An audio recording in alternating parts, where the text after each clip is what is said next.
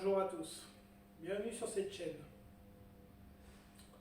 Aujourd'hui, on va discuter d'une merde que je viens d'acheter, parce que j'aime les merdes. 307 2 litres HDI 110, vendu avec une distrib cassée, normalement. Donc on va voir déjà ce qu'on a pour 450 €.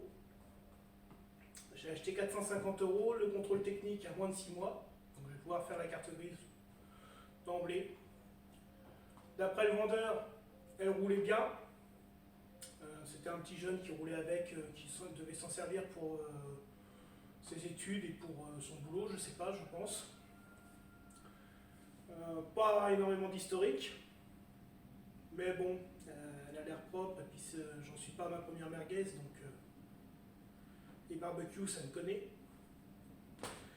Donc on va voir, on va faire le tour de la voiture dans un premier temps, et puis on va faire les premiers diagnostics, histoire de vérifier si c'est bien la district qui est décalée.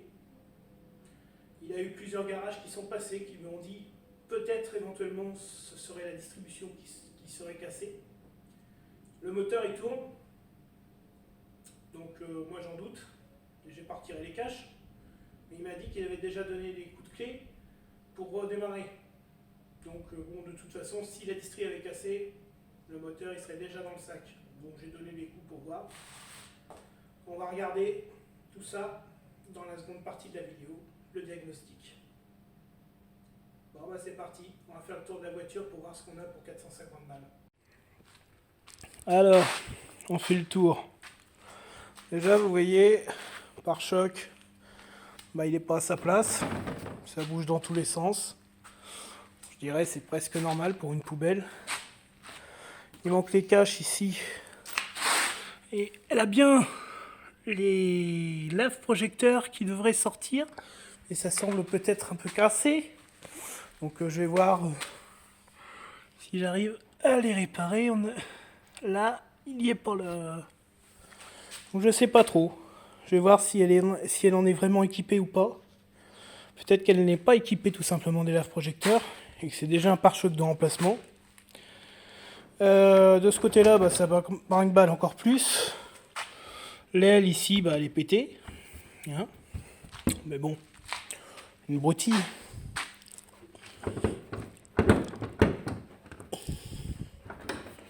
C'est un peu grippé. Au niveau du moteur, du grand classique, hein, le bocal, je dirais qu'il est un peu bouffé, donc je remplacerai, j'en mettrai un neuf. Ça, comme d'hab, ça tient pas. Hein. Puis il manque le cache qui va normalement ici. Il y a un petit cache. Ça tient pas. Hein. Mais vous me direz, ça tient jamais. Le bloc en lui-même a pas l'air trop dégueulasse. On verra. De toute façon, on va retirer les caches pour voir l'état de la courroie.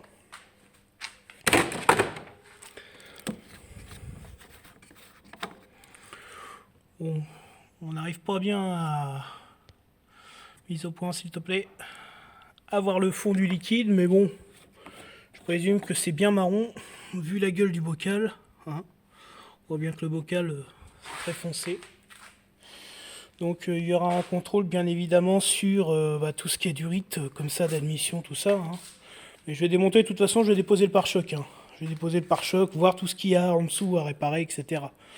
Là, on a une petite étiquette d'entretien du jeune homme, je pense. Puisque la voiture est passée au début du mois dernier, dans la fin du mois dernier, pour certainement vidange et entretien filtre. Bon, on verra bien. Au niveau carrosserie, il y a des impacts un peu partout, micro-rayés partout, c'est normal. Voiture de 20 ans, hein. On ne peut pas lui demander d'être non plus neuve. Au niveau des portières, on a bien les bonnes contre-portes avec du cuir, parce que j'ai déjà eu quelques 307 où il manquait les panneaux de porte adaptés au cuir. Donc voilà. On voit qu'elle dispose des sièges chauffants, mais ça m'étonnerait qu'ils fonctionnent. Comme la plupart chez Peugeot. Fonctionne rarement. Le cuir a l'air plutôt propre. tout cas, il n'est pas déchiré, il n'est pas propre parce qu'il est brillant, hein, mais c'est pas trop dégueu. On s'installe, j'ai un peu mal au dos. Donc elle est équipée du poste GPS. Ça c'est un RT3. Ouais c'est ça, c'est du RT3. Petite mise au point. Voilà. RT3, les touches sont bien collantes comme à l'habitude sur ces postes là. Donc je démonterai la façade, je referai les touches et passerai aux ultrasons et puis je referai ça proprement. Pareil là, la commande, etc. Le pommeau, bah, il va avoir le droit à un changement. De toute façon, moi j'aime bien les pommeaux 5 vitesses de CC. Donc pommeau en cuir ici et ici aluminium uniquement. J'adore les pommeaux comme ça. Bon là, on voit un peu l'état de saleté. Boîte à gants, ça a l'air pas trop dégueu. Netteté, putain. Bon, elle sera pas. Donc on a la préparation donc pour brancher un équipement vidéo. Siège passager, bah, il est bloqué dans cette position là. Donc je regarderai le mécanisme, ça doit être cassé, je suppose. Il peut s'avancer parce que c'est une 3 portes, on peut aller derrière. C'est déjà pas mal. Ah tiens, on n'a pas enlevé cette merde. En général, ça cache un volant vraiment bien bouffé. Ah puis il est... Ah, il est serré celui-là. Attendez, je vous pose 2 secondes.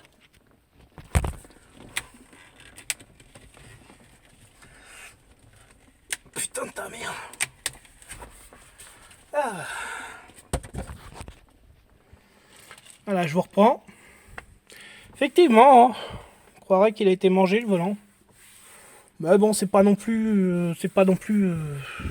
ouais. J'en ai vu des pires. Hein. Mais de toute façon, ça, je vais faire comme j'ai fait pour ma précédente 307. J'avais recousu un volant cuir. J'avais regagné un volant de cuir. Bon, c'est crade partout. Hein. Et la crasse, on peut voir. Il y a des couches de crasse accumulées avec le temps. Mais c'est normal hein, sur une voiture qui a 200 000. D'ailleurs, on va allumer. Tac. Les petites clés, j'ai les 2 clés. La télécommande elle fonctionne une fois de temps en temps, on verra bien.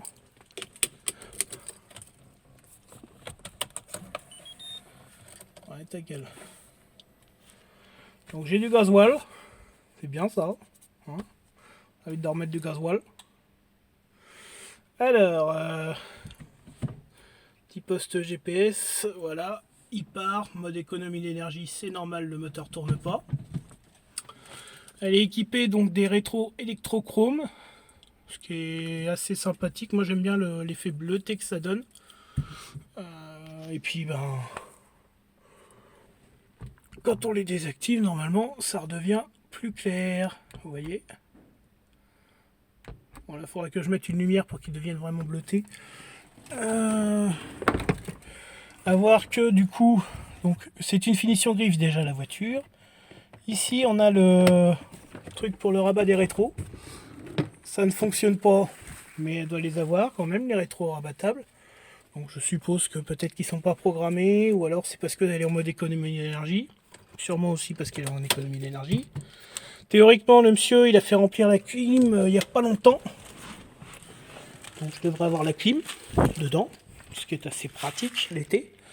Bon, on arrive bientôt en hiver, mais... Après, ben, l'arrière, vous voyez, les sièges sont pas abîmés, les dossiers. Même l'assise du siège est relativement propre. Hein. Pour 230 000 km, c'est plutôt propre. Le toit, il est grêlé.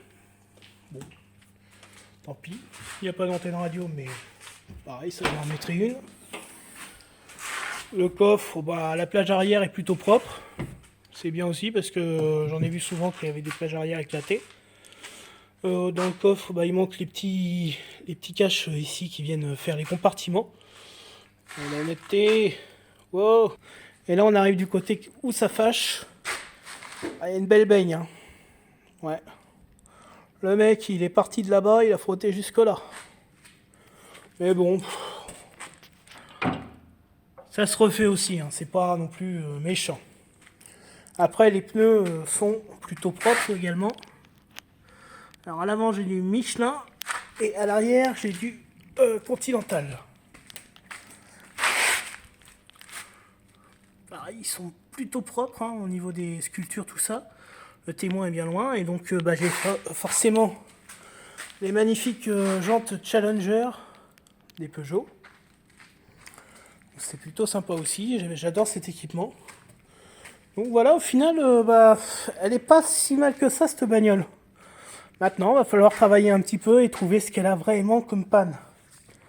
Donc on va regarder ça. On va commencer par démonter et inspecter la gueule de la courroie de distribution. Donc on se retrouve tout de suite.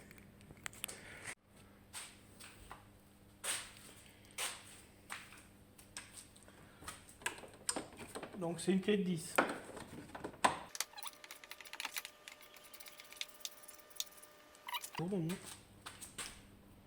Ouais, ça tourne.